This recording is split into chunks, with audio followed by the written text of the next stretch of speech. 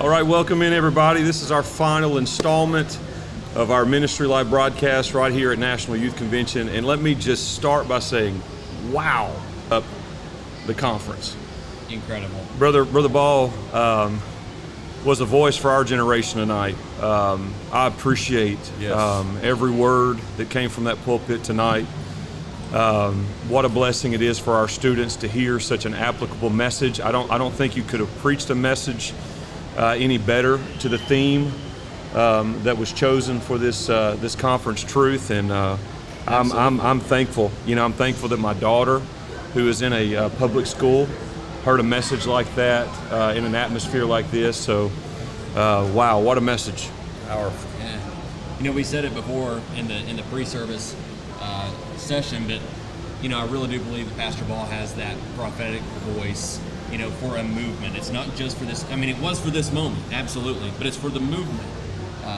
So, anyway, incredible message, absolutely. So we're here down our last night. We've got the man himself, Pastor John Vazquez, and we're so glad you're here. You don't know his name, but he's the man. That's why everybody calls Everybody him Pastor knows V. his name. They just don't know how to say it. Or spell it. You know, or spell it. Like all these elections, I wish I just had a stack of how many different renditions. Most people just put V. How do you pronounce your name correctly? Vazquez. Vazquez. We got it. I'm going to go with Pastor V. How many different ways has it been said? Innumerable. But we appreciate Brother Vazquez, and what a treat it is for us to have him here with us tonight. And I was thinking about you earlier, and I'm pretty sure the first youth convention I ever attended, you were the youth president. 2003 to 2007. That's right. That would be right in that area. So you've been around a long time, Elder. You've seen this thing, and we're glad to have you. And we're gonna have a little bit of a discussion before we close things. Close things down here. So, where do you want to start? You want to go with a question? You want me to go first? Now I asked you before we started this thing, do you have questions? He says, oh yeah, I've got all kinds of questions I want to ask him. And then he turns to me and says, do you have any questions? Well, I didn't want to just go right into my question after I was just kind of, tragically trying to introduce this thing tonight. So I need you to take it for a moment and let me regroup. Well, sure. And I will look at my notes, and then I've got some really good stuff. Well, let's go you, then him. We've talked a few times about bridge building, the importance of building bridges between generations. Yes. I don't know that there's anybody who has done a better job of that over the course of their ministry than you have. Even going back to your tenure as youth president, but now, even this week, you're holding sessions with young men, trying to pull them into connect, the older generations. Can you talk a little bit about the importance of building those bridges between generations, especially at an event like this? Well, my mind has started to shift from building something to leaving something. And so the idea of legacy, what are we going to leave? Yeah. And if you don't have someone to leave it to, you might as well not have anything to leave.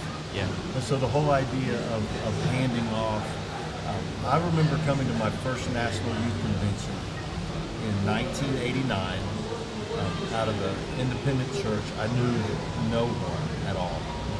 And the youth president at that time was Brother Robert Martin. And after service one night, he sat with me for about an hour. Now, he was the youth president. He had 100 things to do. I've been in his shoes. I know what he had to do. He sat with me for an hour, did not know me, just talked. And it marked me with the idea that we're here for someone, not just for something. There you go. And so if we're people-centered, if we don't have young men and women, we don't have anything. Yeah. This isn't about me. If I'm not grown up enough to make it, without this, I'm not grown up at all. Yeah. And so it all is about what we transfer to the next generation. I've got 2 daughters, and I hope someone will pour into them like somebody poured into me. I hope so. That's great. At Legacy, that's been a recurring theme. It has. So just to follow that up, and maybe you just answered the question, and you've got a lot of ministry left. There's a lot of mileage left on this truck. I hope so. That's a nice thing to say, I think. Yeah. But when it's all said and done, when the final page is turned, what do you hope the legacy is for you and your ministry? When somebody thinks of your name, what do you hope they think of? You know, it'll be 2 weeks ago this coming Sunday night, I preached to our young people at the church.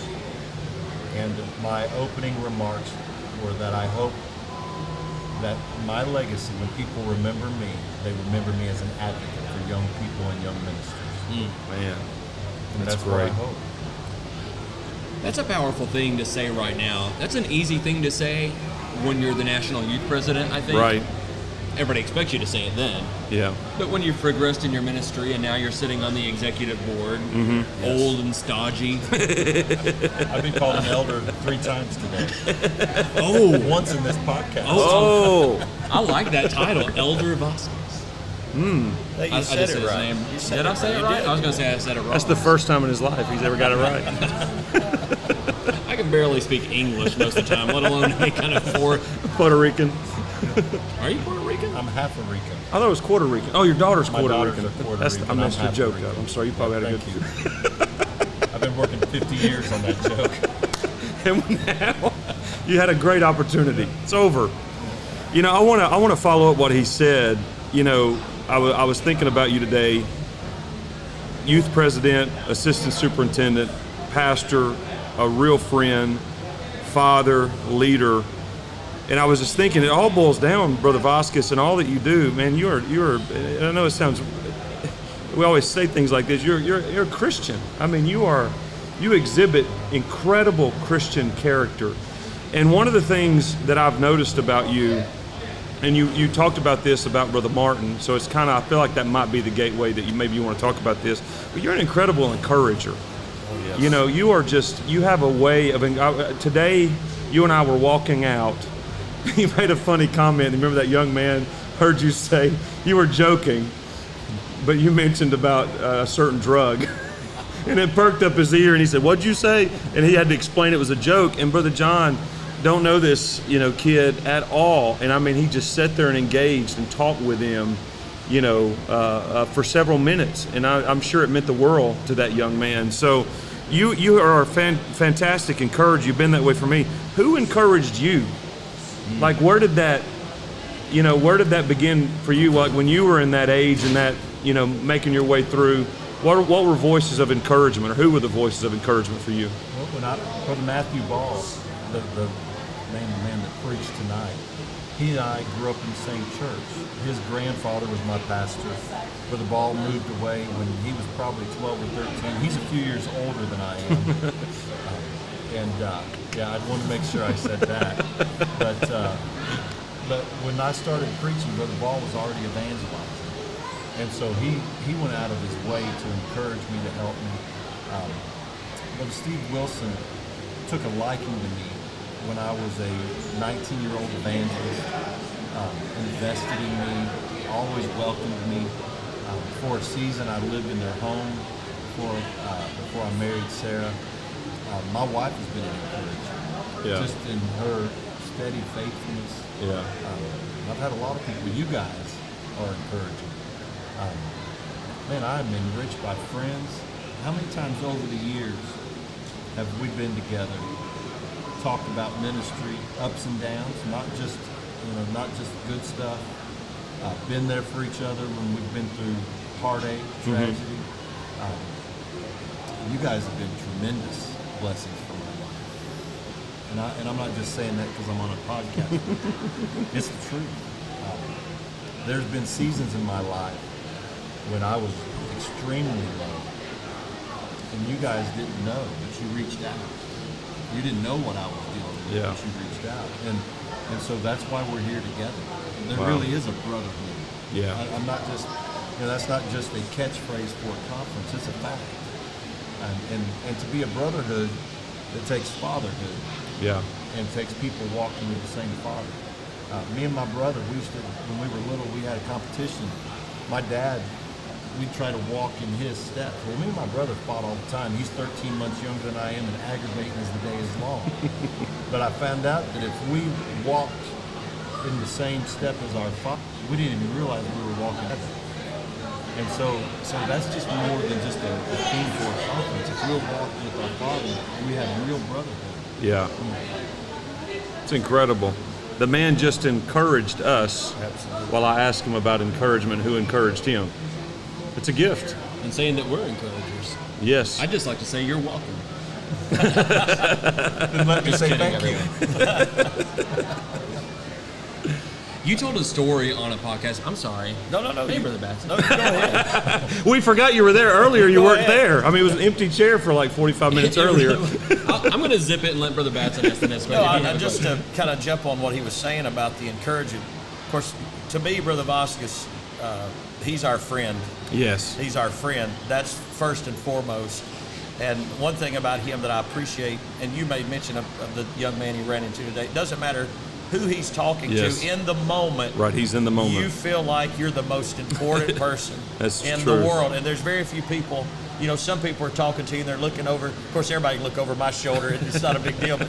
But they're looking to see who comes next. But when you're talking to him, it is like you are, he has got you right there to help you. And I can speak firsthand of during the tragedy when my wife passed away back 2014. Of course, Brother Vazquez had always been around. He was actually at our wedding in 1992 when we got married. And when my wife passed in 2014, in the fall of that year, he called me and asked me to come to Mississippi and wanted to take me to Tennessee, Ole Miss, and Mississippi State was number 1. Number 2, Tennessee was terrible, but still are. But we're getting back. So It's also Friday. Yeah, he brought me to Mississippi. Whoa. He brought me to Mississippi, took me a football game. He let me preach on Sunday. Shouldn't have done that. But just that weekend of spending, 36 hours, 48 hours with him. And since that time, he has been such a light in my life and an encouragement in my life. And he doesn't, when you walk around the corner and see him, he's 6'4", whatever he is, that big old smile in them arms come out around you, man. It just means the world. I speaking for myself, it just means the world to me. And I know that comes from, we had Bishop Wilson on before service, and that same spirit that he has flows through you. Absolutely. And then Brother Hughes, as he opened up service this morning, you are emptying that into him as well. So when you talk about that, you're not just talking, you guys are actually doing it. It's powerful. Very powerful. Man, it's so true. For me personally, I don't even know if you realize this, but you were the first person to give me an opportunity to use the talents that God's given me on a national level. Wow. Doing graphic design, and it was transformative in my life. It changed the course of my life. You're giving me that opportunity, so I have you to blame. You help make us look good. Yeah. I love that. What I was going to ask a minute ago, before I forgot that Pastor Batson was over here. Hey, thank you, buddy. How are you? I was listening to a podcast that shall remain nameless, mostly because it'll drive the guy watching this mad, because he'll know I'm talking about him. But you were on a podcast with somebody, and you were telling a story about you were doing a home inspection or an appraisal for Larry Bird's brother. Yeah, I listened to that. Can you tell that story? It's such a great story. And the nameless podcaster, he tells me that one of the best things about hanging out with me is that my memory is so bad that he can tell me the same jokes over and over. I never remember that he told me. But when I Which is good, because he only knows like 5. Yeah, that's right. Love you, buddy. So when I was pastoring in Indiana, to make ends meet, I had to go to real estate appraisal school. And so I was doing an appraisal at home in it's actually a city within the city of Indianapolis. It's a city of Speedway. It's obviously right by the Indianapolis Motor Speedway.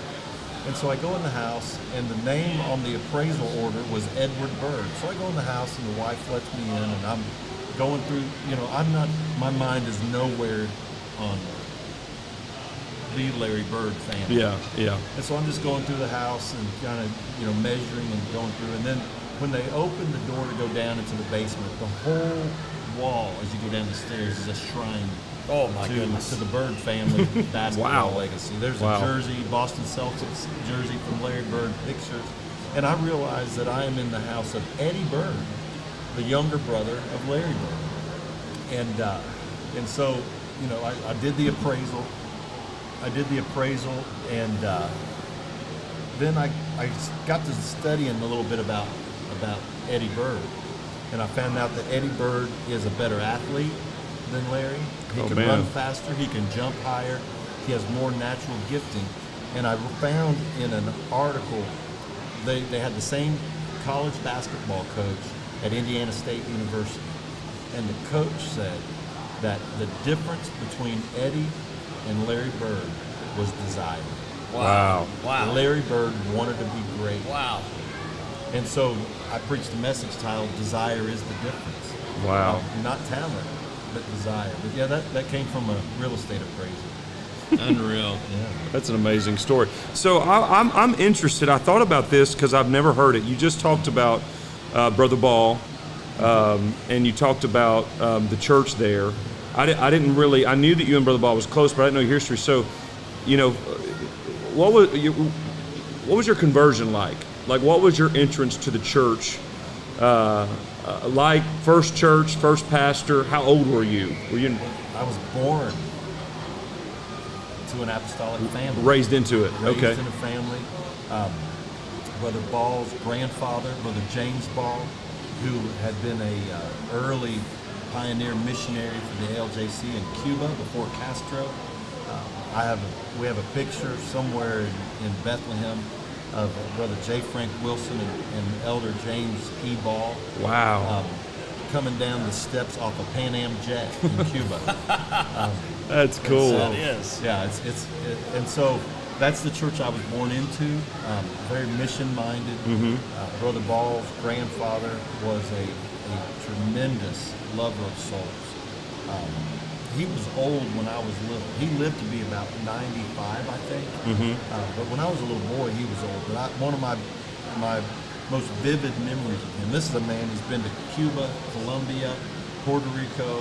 As far as we know, he's the first person to ever baptize someone in Jesus' name on the island of Cuba, the island of Puerto Rico, and the country of Colombia. Wow. Wow. And my earliest memory of him is him standing in the pulpit and telling about how he felt led to go pray for somebody. And he put it off, and he put it off, and he put it off. And then he goes to the house, and the ambulance is wheeling a body out of the house. And this man that had been a pioneer missionary who reached thousands stood in a pulpit and wept over one. Wow. Yeah, very impacting. And that's my pedigree. Wow. That's awesome. So you go back in that time period as a young person. Did you go to youth conferences, like youth convention early on? I grew up in an independent organization, a group of about 5 or 6 churches in central Indiana. And so we went to camp meeting. Mm-hmm. We had monthly fellowship meetings, but the idea of a youth convention never hit until 1989. Right after I graduated high school was my first national youth convention. I thought that I was an evangelist, and so I found out that evangelists had to go to youth. and so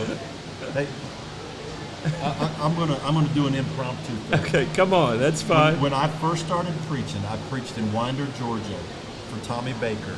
The man. And Tommy Baker. Tommy you got to Baker squeeze him in this way a little bit. We don't have. took me. He was preaching in Florida, and he took me with him to Florida and introduced me to pastors and opened up the state of Florida for me. And he didn't have to do it. Wow. And so talking about my early ministry, it was it was men like this that took a chance on an 18-year-old evangelist. Wow. And not only let him preach, but talk to other people and let them preach. We talked about that ministry of encouragement. That's perfect Tommy Baker timing. is an encourager. That's right. Absolutely. That is perfect time. All right. You came by at the wrong time. At the wrong time. I love you. Nothing like it. Nothing like great work of God. That's right. I might have Love you, ruined the Brother video. Sorry for the impromptu. Oh no, that's was great fine. time. We're talking about starting a ministry. And Absolutely. he was very vital in helping me get Evangelize at 18 years old. started. Yeah. I don't Wow. know what my parents were thinking. Giving me keys Sound to like a they car were. and- Sound like they could go ahead, get out of here. Yeah, that's what I'm thinking. That's what I'm thinking. I'm thinking that one less mouth to feed. Go ahead. I'm sorry. No, you go ahead. No, you go ahead. No. We were talking last night, or I think it was the first night, about men's. This is our ministry podcast. Yeah. And we were talking about the last night of men's conference 2019. Yes. And you preached an incredible message called I'll let you say it, tell the title of that. The feminization of fish. Yeah. I wasn't going to mess that word up. Fish. There were, that was Fish. fish. How's that for encouraging? There were moments during that message. I don't know that it's ever been any better than anything I've ever been in. It was so powerful. The room was energized. Do you remember that night? I remember it very well. Tell us just a little bit. I mean, I don't know how you felt preaching that. Right. But I know us being that's what you said 2 nights ago. It felt like we was about to storm. I thought the next level was grab a club and go find something, whatever it is. It was unbelievable. The only other message I remember recently that was like that was when Brother Poole preached at General Conference the COVID year last year. Yeah. And he preached that message, and the people, we were so frustrated in that message that night. A night to remember, if you remember that message. Right. That night was incredible in the same room, the same building. But that feminization of fish, talk about that. Yeah, if you remember please. that night, that day, how that was. But, I had a tremendous burden for that message. Sometimes you get a message, and sometimes a message gets you. Yeah. And that message was something that sort of seized me. As soon as I got it, I knew exactly where I was going to preach it. Yeah. I had the message before I had the invitation. You did. And so as soon as you all asked me to preach the conference, I knew exactly what I was supposed to preach. But speaking about the culture, like Brother Ball preached about tonight, when I was praying and studying, and the whole idea when I was praying was, it came to my mind. I felt like it was the Lord that spoke to me. Yes. That men are being feminized. Mm-hmm. And so I just went to Brother Google and I typed it in, and all these web pages about what was happening in the fisheries, where male fish are developing female sex organs, and that it was a result of pollution in the environment, and it just unfolded. But that particular service, there were things that when I'm going to blame it on the anointing.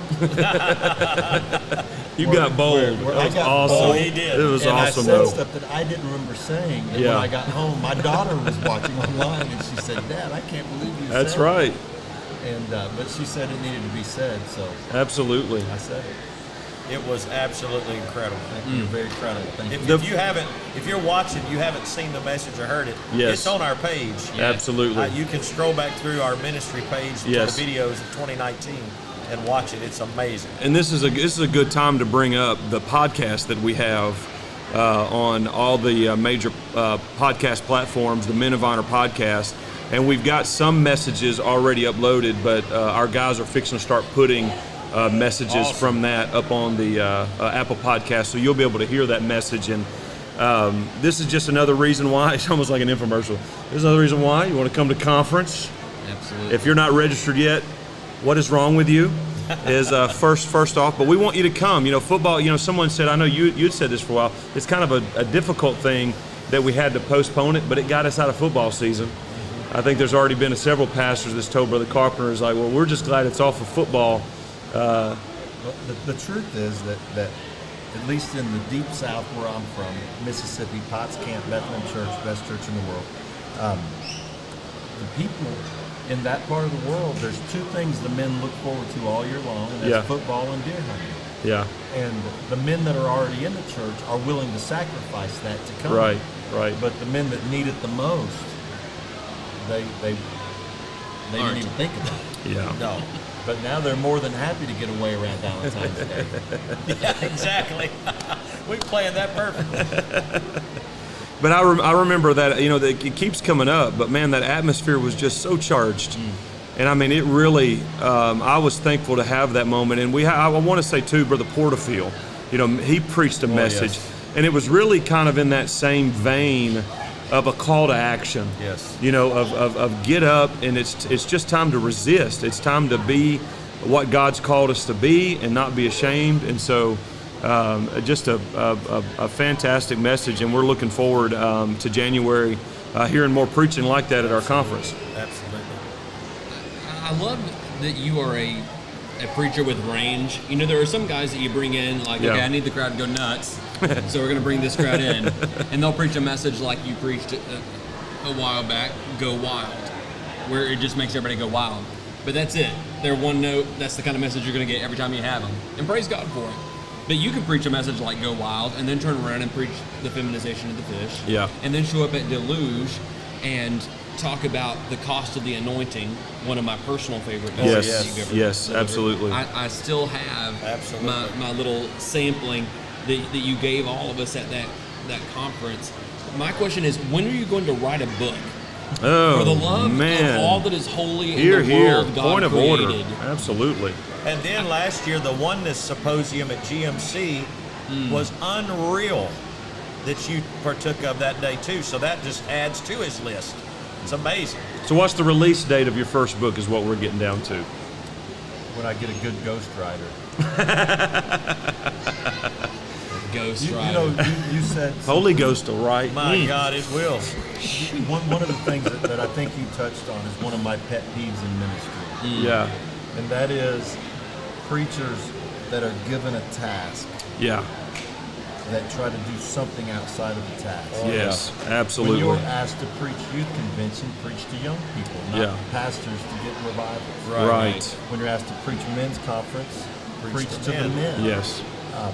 Too many preachers preach to the pastors to fill a date book. There you go. And not to the people in the crowd. There you go. And so the first step of preaching is have a point to the people you're preaching to. There you go. And so preach to young people at youth convention. I don't know that there's anybody that does that any better than you. Like the setting. And there's another thing about as used. It doesn't matter what the topic is, what the subject matter is. He is so well versed in all of those areas. It's incredible. Yeah. And that is. And he's just a hair bit older than me, not much, but just a little bit. And I envy him for that because whenever you leave his presence, there's such wisdom that we're going to tear you down later, I promise. But you have that wisdom. Whenever John Vazquez is in the room, you feel better about what's happening, and that is something that through your study, through your dedication, all of that. Just a little bit in your ministry, talk about that preparation stuff you do, or what your daily dedication and activity. How do you come to all of that? I know you're an avid reader, so I know that's part of it. Well, I quit golf. I haven't played golf in 9 or 10 years. Well, that was because you was really bad. I was really bad. A lot of people are appreciative that let's you not stopped. let's not try to make that spiritual. No, we're gonna make it spiritual. I told a guy. I told a guy. He said, "Why'd you quit golf?" I said, "Anything that you play that many years and you don't get better at, you need to quit." And he said, "Well, why do you still preach?" Oh. And so then I punched him. I did punch him. I did mentally. And Brother Chester never said that into you again, did he? No, he learned his lesson. I'm still feeling pretty bad about that. You deserve it. I did. I love to study. I love to read. Studying to me is like a search. It's going from one nugget to another. It's not studying to preach a sermon. Yeah. It's studying to gather information. Yeah. And from the information and the study comes the sermon. Yes. And so you fill yourself with as much knowledge and effort. One thing that I was never a great athlete. I played a lot of basketball. I had the gift of height. I played a lot of baseball. I played a lot of football. And I was never going to out-athlete anybody. But it was up to me if they outworked me. Right. Out-efforted me. Yeah. And so when it comes to preaching, you don't have to be the most talented. You don't have to be the most gifted. You don't have to be the best orator. but you are in full control of how hard you try. Absolutely. Yeah. And so I love that pursuit. I love that chasing of information and knowledge. And man, it's what I enjoy. I'm a nerd, and that's what I enjoy resistance doing. when you said that. Yeah, Nobody He challenged used that. Same lame joke on me yesterday, and he's just trying to get extra mileage from it. Nerd alert! Nerd alert! It's still funny, kind of. It is funny. A little bit, not really. The cool Probably, people maybe. end up working for the nerds. That's true. That's right. So let's do. I tell you what, let's do. Brother Vazquez, it reminded me. You done a Twitter thing. Well, I guess probably like 5 or 6 years ago. People started talking about messages of impact. So here we are tonight, and man, I really believe we're going to be talking. I know I'm going to be talking about this message for a long time. I mean, this was like we talked with Brother Wilson, a high water mark, especially the conclusion of that message, to just get out there and preach it to those students like that, because it just had an incredible impact. So I know we're going to be talking about this one, but there's been so many youth conventions. I mean, what is it, 50 next year? You know what? I asked Brother Wilson, next year is the 50th. So next year, today, brother, this is 49 49, years. so it'll be 50 year of youth conventions. So like take us back, as far as you can with your memory and well-being. What is some early impact, as a young person for Vazquez, leaving a conference? So in 1989, Brother Nathan Batson's dad preached Last But Not Least, talking about David being the youngest of Jesse's son, but he wasn't the least. That same year, Mark McCool preached Sweet 16 and Already Been Blessed. Brother Tim Wilbanks preached Ambassadors for Christ. Brother David Akers preached that week about the love of God. Brother Mike Bingham did a dating seminar. So that's my first ever national. You remembered everything about your first youth convention. Brother Steve Wilson preached that year on spying out the 90s.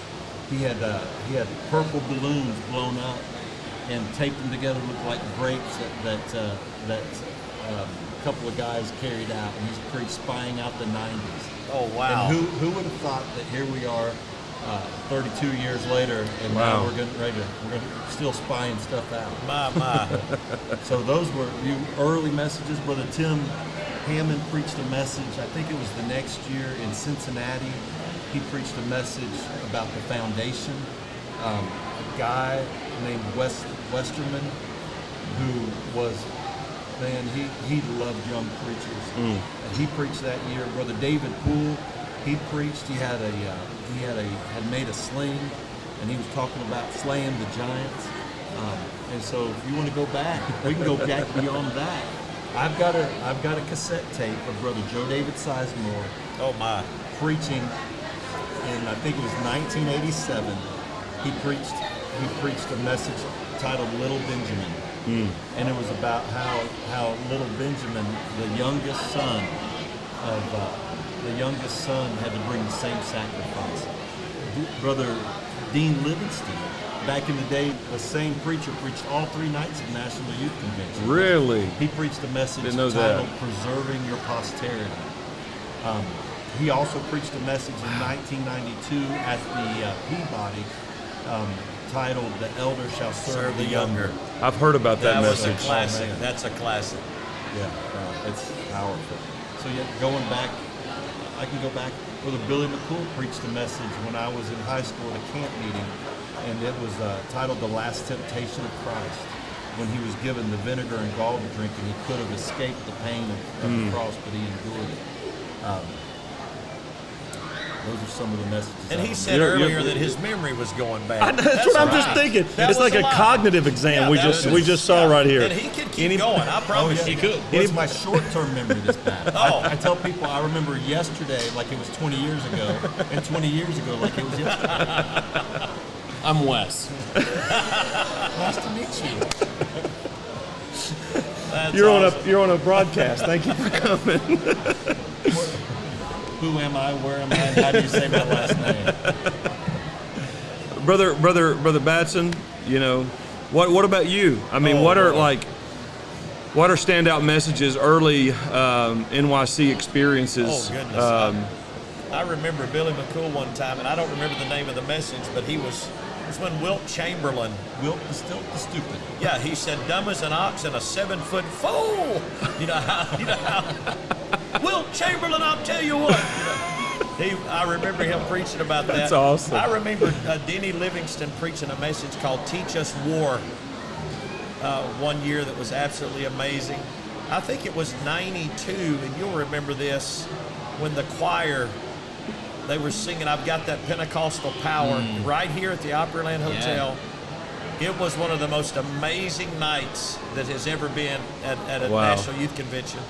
And if you watch that old video, my mom has every VHS tape. If you want to see them, you go to her house. She's got them. And we will still play. And she's the only woman I know that's got a VCR that actually still works. They almost danced to the vinyl banner down. That was in the old presidential. It was around the and corner. I believe that was the first year I ever preached national. Wow. Is that right? But if you look through that crowd, it's unbelievable. You know, my mother-in-law Gina Vera was on the platform singing that night. I make fun of her. I didn't make fun of her. No, I take that back. About how young she looked. We'll have to edit that out. We'll edit that. We'll edit it out later. You know what? Going back to youth conferences, man, I can't do what he does. It's just, I just remember those moments. Yeah. You always look forward to youth conference coming, and you're, flooding that altar, just all those messages, all those great men, that preach. You start talking about Dean Livingston, Bishop McCool, and Joe David Sizemore, and all of those guys. Brother Vazquez, you guys that, just have blessed us down through the years. There was one message that Vicki Oliver spoke.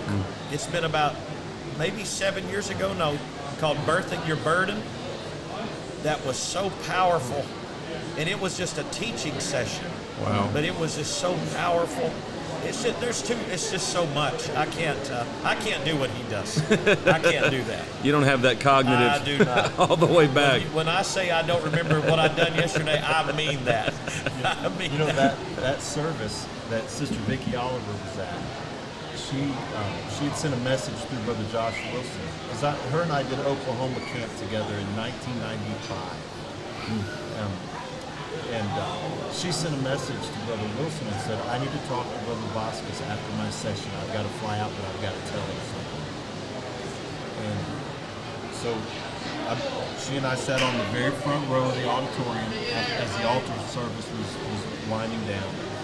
And she told me something that I'd only told my wife about a ministry goal that I had. And then she prophesied to me that God was getting ready to send me to the world. Wow. And I hadn't been overseas in years. And from that year on, I've traveled to 37 countries. Wow. And you said that she spoke it. And as soon as she spoke it, the doors just opened. Wow. That's amazing. It's a God thing. That's awesome. One of the early memories that I have, I was an evangelist. Actually, I came to y'all's church. Might have been one of the first times I come to y'all, and you guys were having a youth convention here, and they took up an offering for Brother Stumbo. You remember this? Oh my goodness! I mean, they had him up there, and I'd never met Brother Stumbo, and here I was as an evangelist out there, and I'll never forget. It was the craziest thing. I decided just to act quickly, but I decided to give in that offering, and I gave more than I needed to, budget-wise. Especially as evangelist, wouldn't be much in some seasons. But I gave. I was youth president. It was 2005. That was 2005. Wow. And was that the year that Brother Carpenter preached the Stare of the Serpent? It was. I thought it was. The same night. That Stare of the Serpent.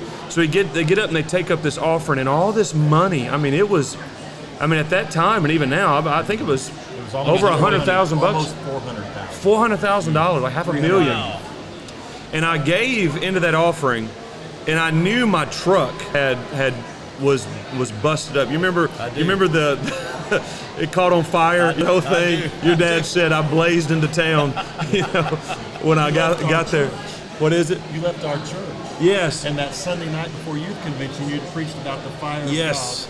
And that tragic. night, a family in our church's house caught on fire, and he set the meeting on fire driving here. Yes. Don't preach that at our church. And then I wrecked. I think I wrecked too. I think I ended up hitting one of your saints' cars. It was just a tragedy. What a mess. I'm telling you, it was our ministry. That's a goat song. We had to have something to fix. We had to fix something, so we had to break it. So, well, anyway, to wrap that up, we got here, and I gave in that offering.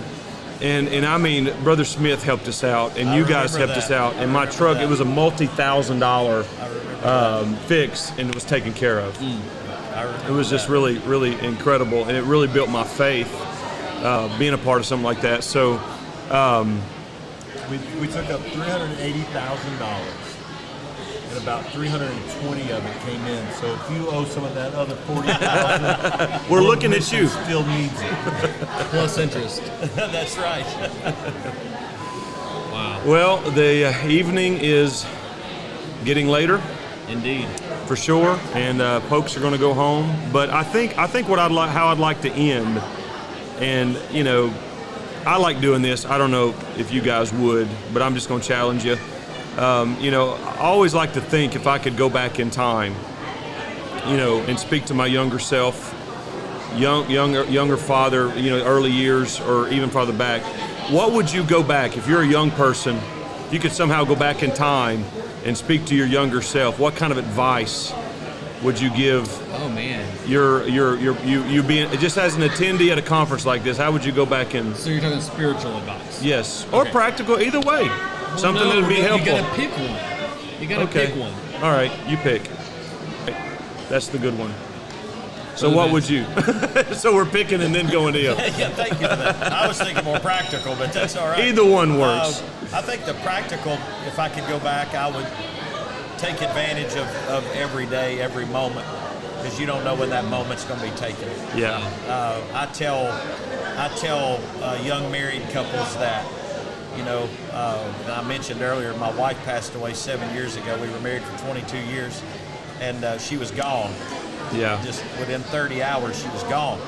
And now I find myself talking to young married couples, take advantage of every moment. And then when I see people with small children, because I've got a 20-year-old now, she stood on the stage this week, and I walked up there, last night and tonight, and I'm so proud of her, but man, I want to just reach down and pick up that little girl again as well. Yeah. And you guys know that feeling. You all have children that are older, but taking advantage of those moments. And I think the spiritual deal is finding somebody, finding a mentor. Yeah. And that's what I feel like Brother Vazquez is to me. Just find somebody at a young age and sit at their feet, and they want to. I try to spend time with Bishop Osborne. Yes. I went out to lunch today. I do that because I want him to talk to me while we're sitting there. Put something in me. Yes. It never fails that happens. So find somebody and let them. There's too much going around, too many good things for us to leave empty-handed. So he set the standard, both spiritual and practical. Well, so to meet the bar, you might even add a third one in there. Do you want a literal? He said what I was going to say. No, I mean, honestly, I really was thinking time. So, that's such a great one. But for me, I think it would be learn to value the voice of your elders earlier. Yes, sir. Absolutely. Yes, I wish I had valued that more. Yeah. Spent more time with the gray hairs when I was younger. Yes. Amen. Yes. That's great. That covers all Is things. Does that get it for you? They know where to eat. You know what I would tell my younger self? Go to men's conference. That's exactly right. This was all just a setup for a terrible It just came to me. I would seriously go to men's conference. No, for me, I think, and I'm gonna go on that, because you look at who's passed on. You look at especially the elders, and Brother Osborne had he said this when I first met him. There's so many people, so many elders that die with so many stories, absolutely. So much wisdom that was never really unearthed and pulled out like it should be. And I would definitely want that. I think I would try to tell my younger self not to take yourself so serious. Yeah. Live in the moment, serve and enjoy the time. I was in it was a weird thing for me, but I grew up I was raised around elders all my life. My grandfather's church was an older church. Had some young people. You've met some of my friends. My brother and I was surrounded by that, but all our fellowship rallies, a lot of elders. All the preachers were elders. And when I started first preaching, I wanted to be old. It's weird. I know it's weird, but I didn't feel like anybody took me serious. Yeah. Because I wasn't aged. Now we want to be young. You made it. Congratulations, elder. That is funny. I will tell you this. Brother Hammond asked me about opening the first night of prayer. And he said this through a text message, and this is what he said. He said, but we're going to let a young guy go first. True story. That made you feel good. True story. So that's what I would say. Well, Brother V, we're going to save the best for last. Well, what would you tell your The host of the podcast we're not naming, by the way, just text messaged me and said you need to lean closer to the microphone. I got the same text. I did a message at Let's Talk several years ago from the perspective of what would the old Moses on Pisgah that didn't get to go into the Promised Land say to the young Moses that was about to smite the rock. And the title of the message was Defending the Elder Within You. Yes, sir. And if I could say something, it would be to all these young folks, there's an older you inside. Yeah. They'll carry the medals or the millstones that you put